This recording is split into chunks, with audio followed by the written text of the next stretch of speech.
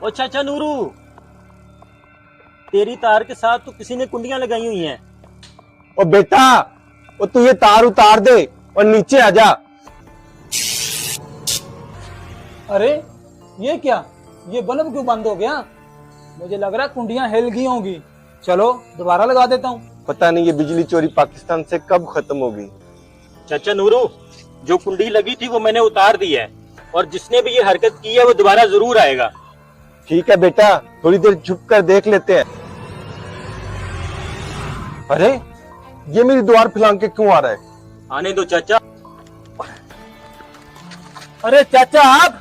अरे मेरे घर में मैं नहीं होगा तो और कौन होगा? तुम बिजली चोरी करने आए हो ना? और तुझे बिजली चोरी करने की सजा पता है? तो चलो आप थाने। बिजली चोरी कानूनन जुर्म है। चंद पैसों के लिए अपनी इज्जत ना गवाएं। वीडियो अच्छी लगे तो शेयर लाजमी करें।